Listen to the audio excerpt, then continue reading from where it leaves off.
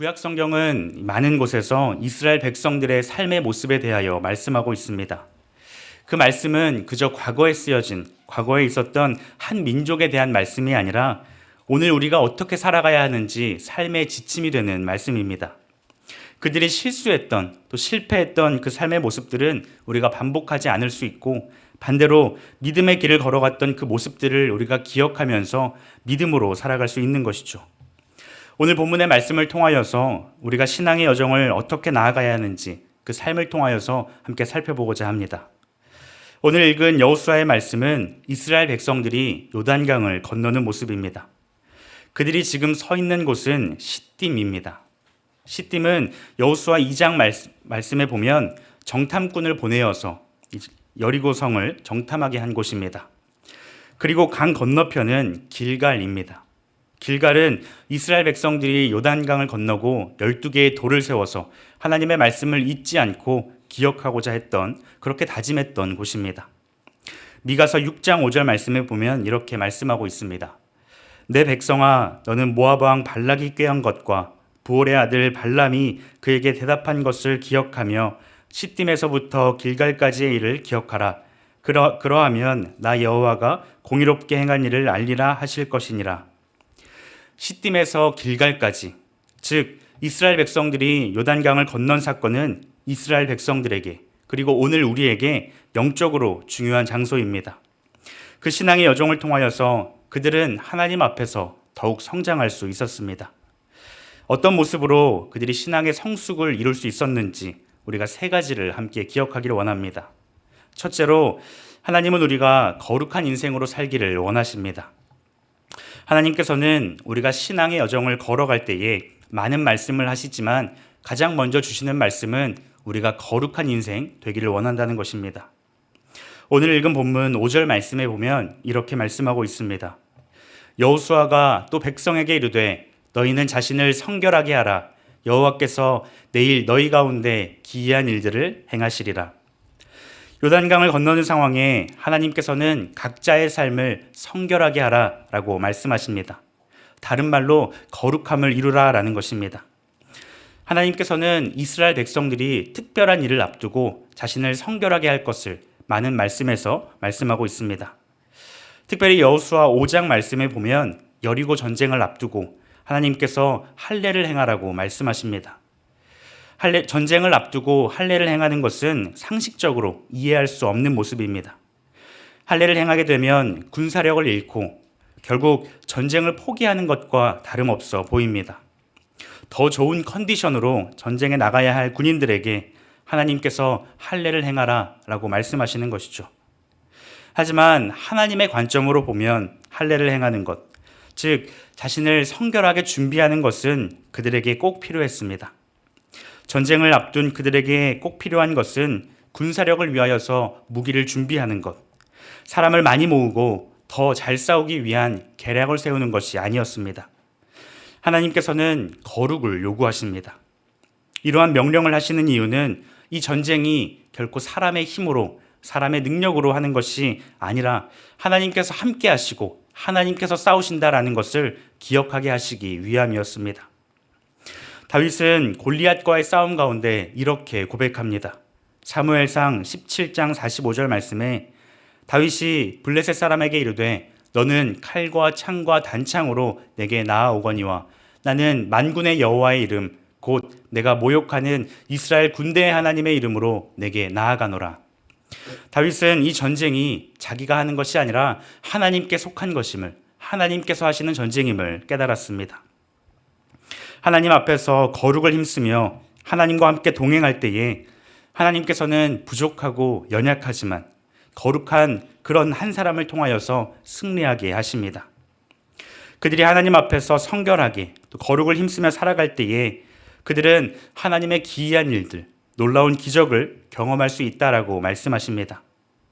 하나님께서는 처음부터 이스라엘 백성들, 즉 하나님의 택하신 백성들이 거룩한 백성 되기를 원하셨습니다. 그것이 하나님의 목적이셨습니다. 출애굽기 19장 5절부터 6절 말씀에 보면 세계가 다 내게 속하였나니 너희가 내 말을 잘 듣고 내 언약을 지키면 너희는 모든 민족 중에서 내 소유가 되겠고 너희가 내게 대하여 제사장 나라가 되며 거룩한 백성이 되리라. 너는 이 말을 이스라엘 자손에게 전할지니라. 사랑하는 성도 여러분, 오늘 우리의 삶도 마찬가지입니다. 하나님께서는 우리를 하나님의 특별한 백성으로, 하나님의 자녀로 부르셨습니다. 이 사실을 믿으십니까? 그렇다면 우리가 먼저 기억해야 할 사실은 우리가 하나님 앞에서 거룩한 백성이 되어야 한다는 것입니다. 신앙생활에 있어서 우리의 목적은 이 땅에서 성공한 삶, 부유하고 더 나은 삶이 아니라 거룩한 삶인 줄 믿습니다. 거룩이라고 하는 것은 구별됨이라는 뜻을 가지고 있습니다. 세상과 구별된 삶을 살아가야 합니다. 세상에서 추구하는 기준과 가치와 구별되어서 우리는 하나님의 말씀에 따라 살아갈 수 있어야 합니다. 특별히 죄로부터 분리된 삶을 살아가야 합니다. 그런데 이 땅을 살다 보면 우리는 이 구별됨으로 인하여서 많은 갈등을 겪습니다. 요즘 날씨가 참 좋습니다. 춥지도 않고 덥지도 않고 나들이 하기에 딱 좋은 날씨입니다. 오늘 아침에도 율동공원에 주차장에 줄이 참 많이 서 있었습니다. 그런데 이 나들이로 인해서 우리가 갈등을 겪습니다. 왜 그럴까요? 주일 성수가 걸리기 때문입니다. 교회에서는 반드시 주일 성수에 대해서 말씀합니다. 하지만 이 좋은 날은, 화창하고 온 가족이 함께 보낼 수 있는 날은 바로 주일입니다. 우리는 그렇게 갈등을 겪으면서 살아갑니다. 하지만 하나님께서는 분명하게 우리에게 하나님의 기준과 원칙에 대해서 말씀하셨습니다. 또 어떻습니까? 돈 문제, 자녀 문제, 또 우리 각자의 자존심을 건드리는 어떤 문제에 있어서 우리는 넘어지기 쉽습니다. 세상의 방식, 세상의 기준과 가치, 세상의 성공은 하나님께서 말씀하시는 그 거룩과는 반대됩니다.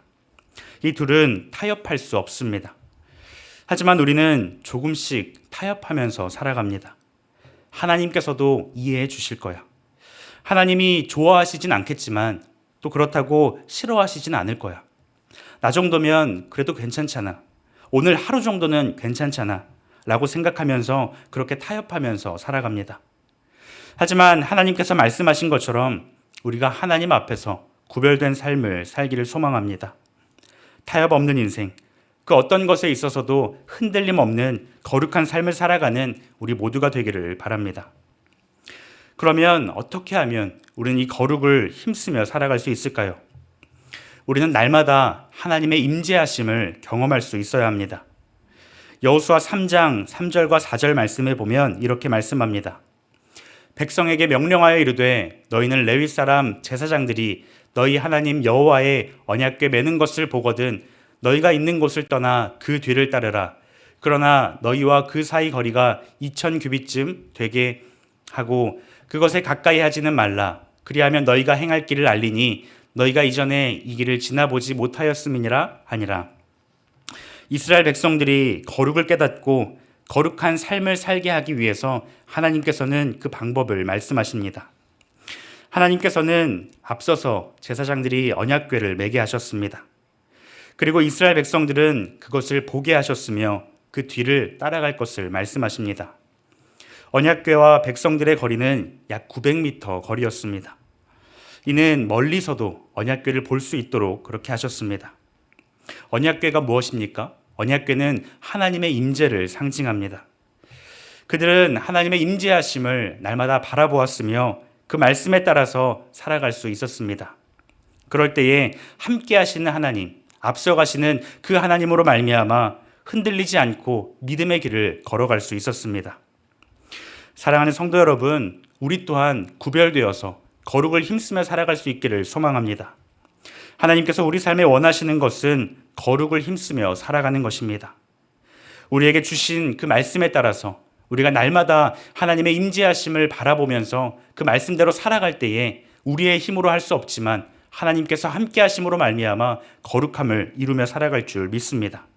이러한 삶을 살아가는 우리 모두가 되기를 바랍니다. 둘째로 하나님께서는 우리가 담대하게 살기를 원하십니다.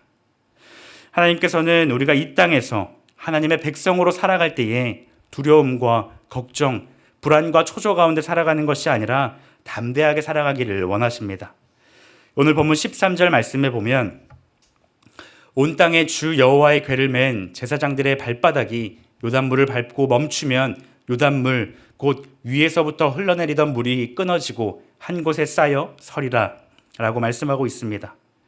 여기서 중요한 것은 제사장들의 발바닥이 요단물을 밟고 멈출 때입니다. 그들은 과거 무엇을 경험하였습니까? 홍해를 건넜던 사람들입니다. 애굽에서 나온 그들의 뒤로는 애굽의 군대가 맹렬히 쫓아오고 있었습니다.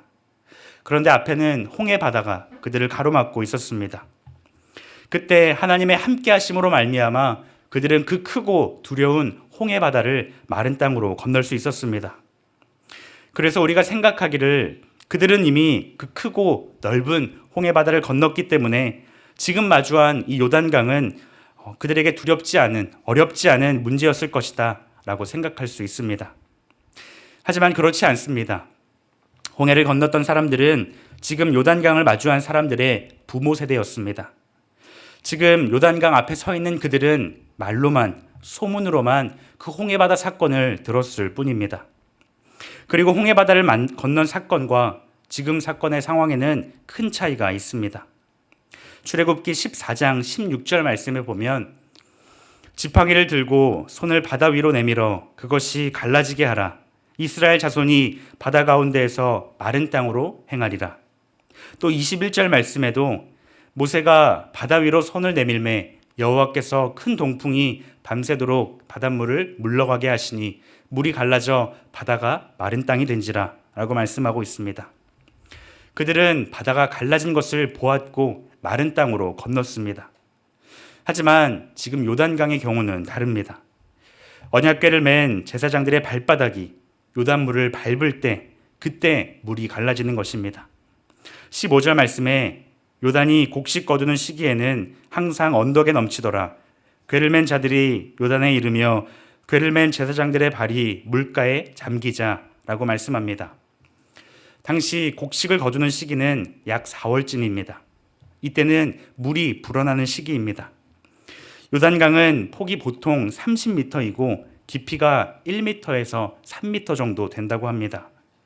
하지만 물이 불어나는 때에는 그 폭이나 깊이가 몇 배가 더 깊어지고 넓어집니다. 장마철 물이 불어나는 것을 우리는 뉴스를 통해 접하게 됩니다. 그때는 정말 순식간에 물이 불어납니다. 그래서 해마다 많은 인명피해가 나기도 합니다. 그래서 본문에서는 언덕에 넘치더라 라고 말씀하고 있습니다. 물이 많아지고 또 빨라져서 자칫 잘못하면 그 물에 휩쓸려 갈 수 있는 위험한 상황입니다. 왜 하나님께서는 홍해를 건널 때에는 마른 땅을 건너게 하셨는데 왜 요단을 건널 때에는 이런 위험한 상황을 허락하셨을까요? 왜 편안하게 지나가게 하지 않으셨을까요? 물론 하나님께서 원하신다면 그들은 마른 땅으로 건널 수 있었습니다. 하지만 하나님께서는 요단 강물이 가장 불어난 시점에 그들을 의도적으로 건너게 하셨습니다. 그리고 궤를 맨 제사장들의 발이 요단 강물에 닿을 때까지 기다리셨습니다. 마침내 제사장들이 요단 강물에 발을 딛는 순간 강물이 갈라졌고 그들은 건널 수 있었습니다. 우리의 삶 또한 마찬가지입니다. 하나님께서는 우리의 삶을 고통의 상황으로 인도하십니다. 극한의 상황까지 우리를 밀어 넣으십니다. 그래서 우리가 얼마나 무력하고 나약한 존재인지 하나님 앞에서 또 자연 앞에서 문제 앞에서 우리가 얼마나 연약한 존재인지를 깨닫게 하십니다. 왜 그렇게 하십니까? 그러한 과정을 통해서 하나님을 바라보게 하십니다. 우리의 힘으로 강물을 건넜다 생각하는 것이 아니라 하나님의 능력으로, 하나님의 기적으로, 하나님의 함께 하심으로 우리가 이 일을 헤쳐나갔다라는 것을 보게 하십니다. 여호수아 3장 11절 말씀에 보라 온 땅에 주의 언약궤가 너희 앞에서 요단을 건너가나니 라고 고백합니다. 오늘 우리에게도 이러한 고백이 있기를 소망합니다. 우리에게 마주한 문제 또한 우리의 힘과 우리의 능력으로 해결할 수 없습니다.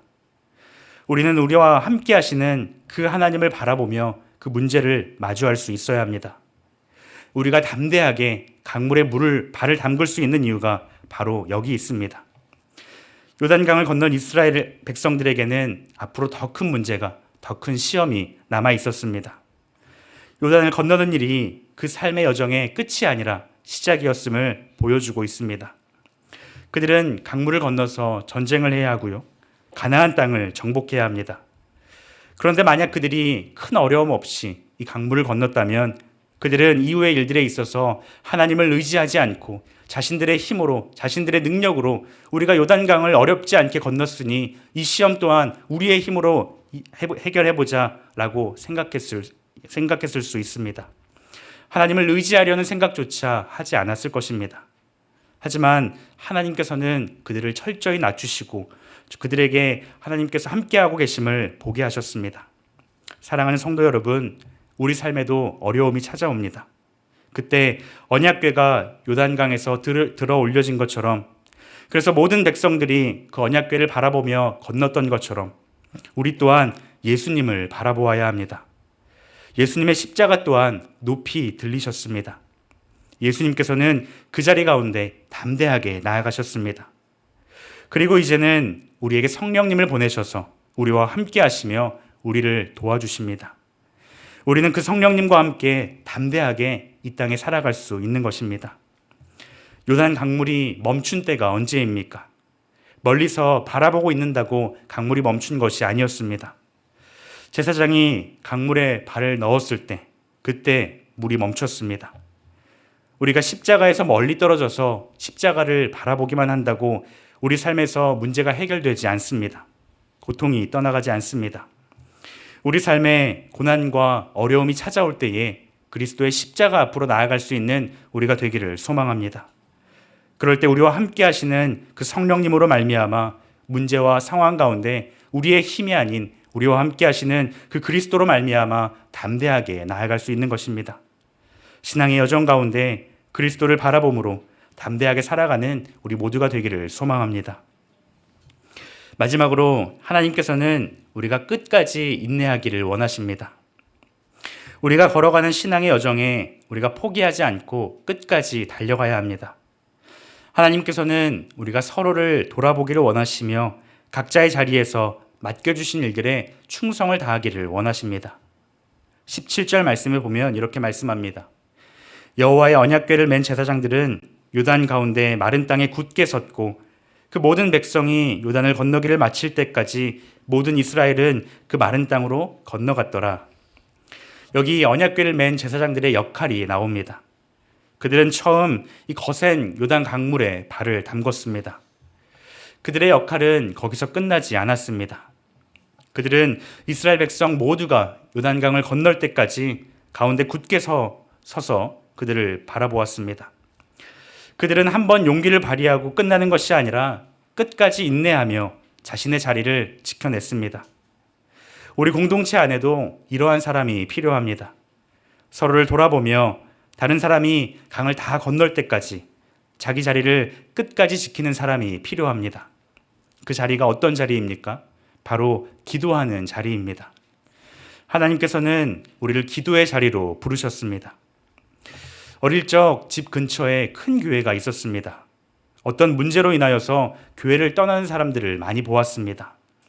이러한 큰 문제, 겉으로 드러난 문제는 아니더라도 교회 안에 어떤 문제를 만날 때 우리가 지켜야 할 자리가 무엇일까요? 우리는 기도의 자리로서 교회를 지켜내야 합니다. 교회는 끝까지 기도하는 그 한 사람으로 인하여서 문제를 이기고 다시 일어날 줄 믿습니다. 예수님께서는 모든 제자들이 잠들었던 그때에 겟세마네에서 홀로 깨어 기도하셨습니다. 예수님께서도 동일하게 육체의 피곤함을 느끼셨습니다.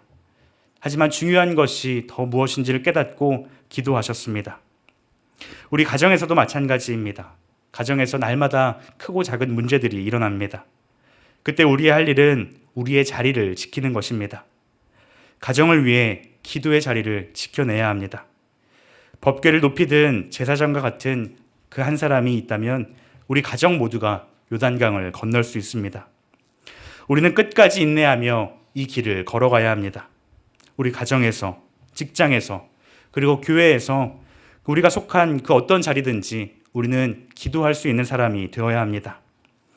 하나님께서는 기도하는 한 사람을 통하여서 우리가 속한 그 공동체를 살리실 줄 믿습니다. 사랑하는 성도 여러분, 여러분이 마주한 시험은, 문제는 무엇입니까? 그 시험 가운데 어떻게 승리하고 계십니까? 한번 기도하고 끝나서는 안 됩니다. 한번 교회 나와서 결단하고 끝나서는 안 됩니다. 우리는 끝까지 이 믿음의 길, 신앙의 길, 기도의 길을 걸어가야 합니다. 여호수아 4장 23절과 24절 말씀에는 요단강을 건넌 이스라엘 백성들에게 이렇게 말씀하십니다. 우리 함께 읽어보도록 하겠습니다.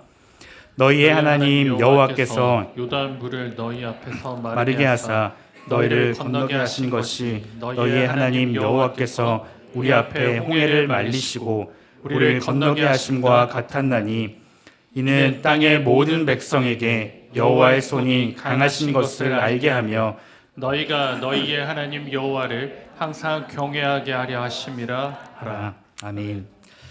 하나님께서 이스라엘 백성들에게 요단강을 건너게 하신 것, 그것도 이 거친 강물에 발을 담궈서 건너게 하신 그 이유가 무엇입니까?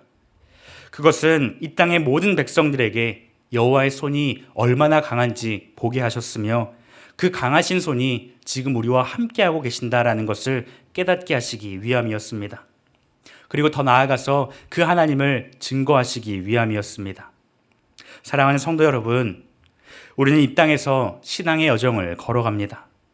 우리가 가는 이 믿음의 길은 힘들고 어려운 길입니다. 하지만 함께 하시는 그 하나님을 기억하며 구별되어서 거룩을 힘쓰며 살아가는 우리 모두가 되기를 소망합니다. 그러한 삶 가운데 하나님께서 함께 하시기에 우리는 담대하게 이 땅에 살아갈 수 있습니다. 무엇보다도 우리의 삶에서 기도의 자리를 끝까지 지킴으로 하나님의 함께 하심을 날마다 경험하며 이 신앙의 여정을 승리 가운데 걸어가는 우리 모두가 되기를 주님의 이름으로 축복합니다.